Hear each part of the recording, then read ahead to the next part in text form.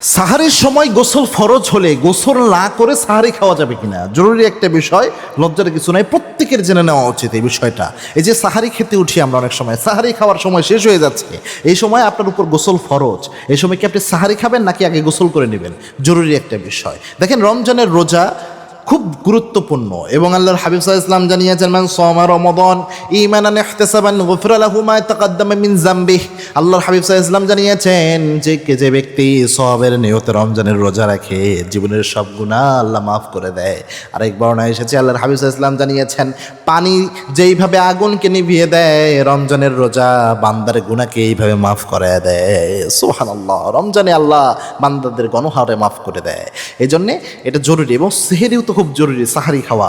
আল্লাহ হাবিব ইসলাম বলেছেন, তাসাহহারু, হে আমার উম্মতরা, তোমরা সাহারি খাও, ফাইন্না ফিস সুহুরি বারাকা, সেহরির মধ্যে আল্লাহ রাব্বুল আলামিন বরকত রেখে দিয়েছেন। সুতরাং সাহারি খাওয়া জরুরি।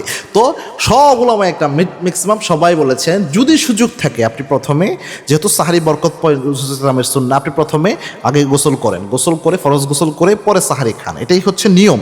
তবে যদি একান্ত আপনার সময় নেয় কোনোভাবে, তাহলে সেক্ষেত্রে আপনি আগে সাহারি খেয়ে নেন। সাহারি খেয়ে এরপরে আপনি গোসল ফরজ গোসল করে তারপরে আপনি ফজরের নামাজ আদায় করলে কোনো সমস্যা হবে না রোজার, ইনশাআল্লাহ কোনো সমস্যা হবে না। এবং রমজান রোজা হালকা হওয়ারও কোনো কারণ নেই। ইসলাম অনেক সহজ প্রিয় ভাই, আমরা কঠিন করে ফেলি অনেক সময়। সুতরাং আপনি অবশ্যই সাহারি খান, এরপরে আপনি ফরজ গোসল করে তারপরে আপনি ফজরের নামাজ পড়েন, এতে কোনো সমস্যা হবে না ইনশাআল্লাহ।